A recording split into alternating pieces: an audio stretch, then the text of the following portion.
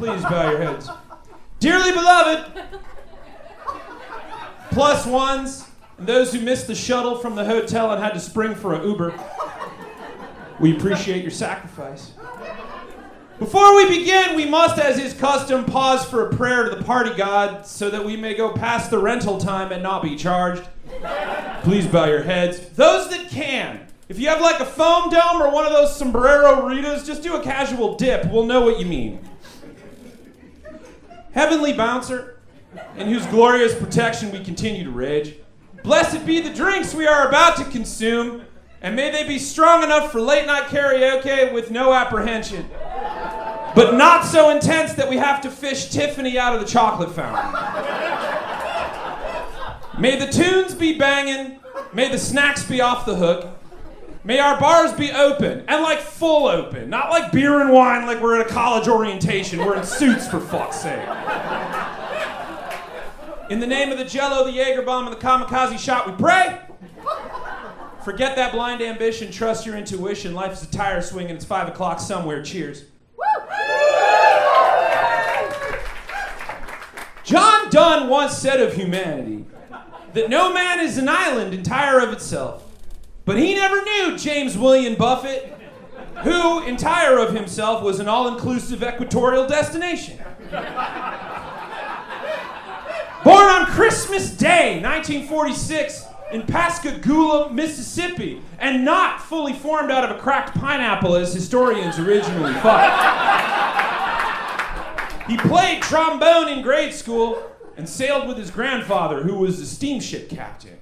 He graduated from a Catholic school in Mobile, Alabama. So you know once he had his first drink, he was going to dive in. No tuck, no pike, just face first. He studied journalism and moved to Nashville to work for Billboard magazine.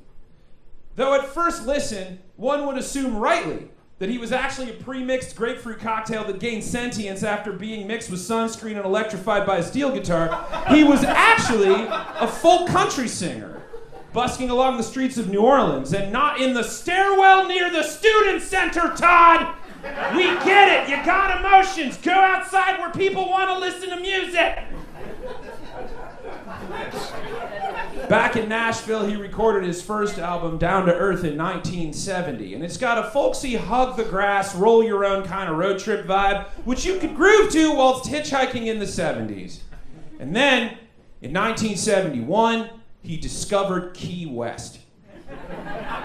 Outlaw country pioneer Jerry Jeff Walker, he wrote Mr. Bojangles, drove Jimmy Buffett from Coconut Grove, Florida, in an old Packard, on a busking trip down south about as far as you could go. Actually, the southernmost city in the US, closer to Cuba than Florida. And that sentence hits different in 2023. This 4-mile-long island finds itself at the end, or the beginning, depending on how much you really want to go to mainland Florida, of US Route 1, which is the longest north-south road in the US. Perfect for a highwayman like himself to spark up and kick his legs out the window while some guy named Jeter or something drives too slow. And that is where his folksy ass found out just what it truly means to tune out and relax. Key West has a tinkly ice-in-the-glass flavor you cannot get in Nashville in the 70s, which made it a popular haven for writers. Hemingway lived there in the 30s, which is not the best example. Because I don't know if Ernest Hemingway is the picture of chill or anything. I don't see him on a beach towel wearing pink sunglasses and rocking a daiquiri. I'm just saying he's a writer. Quote, Key West will always be a part of me, Jimmy Buffett said in an interview with the Miami Herald in 2022. Quote, I really found myself, I think, as a writer down there. I'm just glad that I was able to utilize it, and it did for me as much as I did for them. Speaking, of course, from the future, after he'd become the official, quote, pirate laureate of Key West. That's real. But back in 1973, he simply said of Key West, quote, you can have the rest of everything I own, because I have found me a home. It was there he began to perfect what some would call calypso country, others would call Gulf Western, but history would know it as trop rock. Me, I call it bacon cheeseburger music. Because you know if you hear Coconut Telegraph coming from a restaurant, chances are high some bacon shall find its way to a meat patty with a chaser of tots and possibly, maybe if you're lucky, onion straws, bringing a tear to your eye. Because do you deserve onion straws? Yes, my child, you deserve onion straws. Blessed be. This mango salsa music was a far cry from the James Buffett who wrote Truck Stop Salvation, in which, quote, he's what they've tried to kill with their Bibles and their stills, but he's not weird, just a man that's being free. Turns out his freedom would not be on the dusty trail in bell-bottoms, but at the bottom of a rum runner after some conch fritters and pinks. And though his, that's pink shrimp, I learned that today. I said that, they're called pinks down there. And though his studio would be in Nashville, in Key West he stayed. It didn't seem that there was much convincing needed. The arm need not be twisted, kind of fish in a fucking barrel. Or as he put it, quote, didn't ponder the question too long. I was hungry and went out for a bite, ran into a chum with a bottle of rum, and we wound up drinking all night. And then, in 1977, he released his 7th solo album, Changes in Latitude, Changes in Attitude. This album ushered in the end of the Don Gant-produced Key West albums, which was like Jimmy Buffett going through a thing. Kind of like when Travis was cottagecore goth for a month, because he did shrooms and watched Crimson Peak, only beachy and tolerable. But that wasn't all this album did for Jimmy Nay.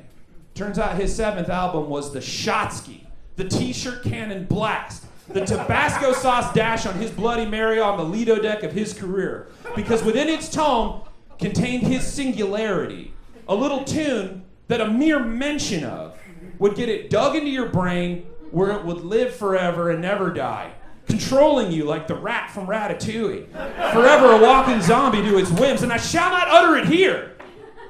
But if you don't know why Jimmy Buffett is, or what his final Pokemon form would be, then perhaps ye hath not had oxygen, and continue in your glorious fish state, skillfully avoiding Key West for fear you'll end up next to the crab legs at a Jimmy Buffett buffet. The song was written about a drink Buffett had at Lung's Cochina del Sur in Austin, Texas. So he was hanging out, yeah, woo Austin, Texas. No, for real, woo it. See, he was hanging out there, respectfully, of course. See, he was hanging out in Austin, Texas, having a drink and pondering the tourist surge that inevitably happened around that time of year in his favorite place, Key West. Quote, one day in the studio, Buffett comes in and starts telling me about a day he had in Key West. Producer Norbert Putnam told Sound on Sound, quote, he was coming home from a bar and he lost one of his flip-flops. He stepped on a beer can top and he couldn't find the salt, he says, writing lyrics to it, and I say, that's a terrible idea for a song. He comes back in a few days later and plays it, and right then everyone knew it was going to be a hit. And so, on February 14th, 1777, come on, how many margaritas have I had?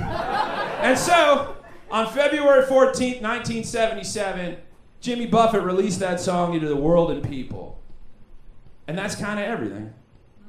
From there, the song would become a restaurant, a resort, a Broadway fucking musical, a state of mind.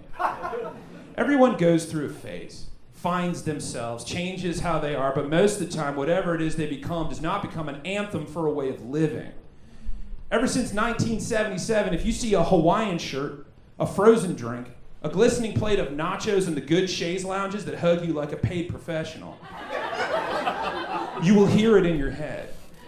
And also probably on the fucking touch tune because there's a bachelorette party over the age of 40 at the bar going ham and leaving nothing but crumbs. Say what you will.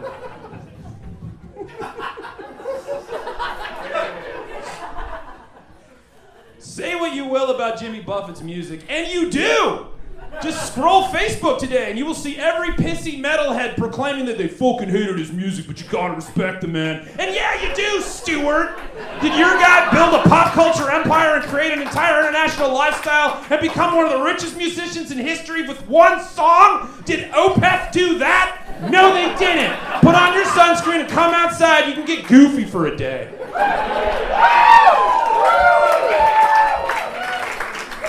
Opinions are as plentiful as olives behind the bar, so take as many as you like. In that martini, I'll have a margarita. I mean, I'm a Parrothead by default.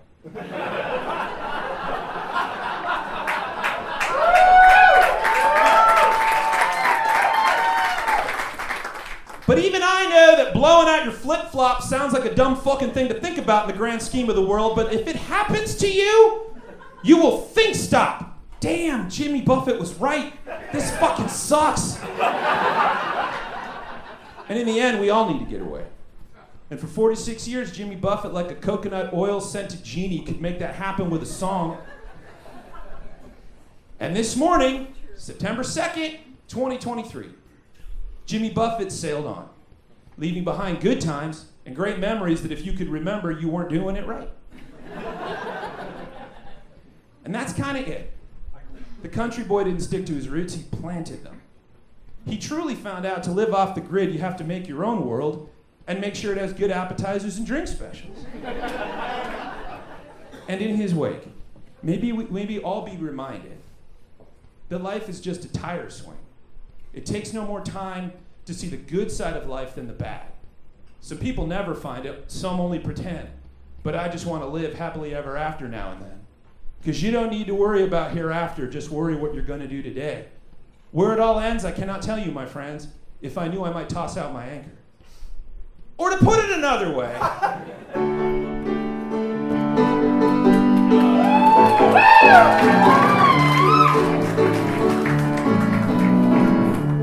Nibbling on sponge cake, watching the sun bake. All of them tourists covered with oil. You know the words, don't act like you don't. Strumming my sixth string on my front porch swing. Smell those shrimp, they're beginning to boil. Wasting away again in Margaritaville. Searching for my lost shaker salt. Where's the salt? Where's the goddamn salt? Some people claim that there's a woman to blame, but I know it's nobody's fault.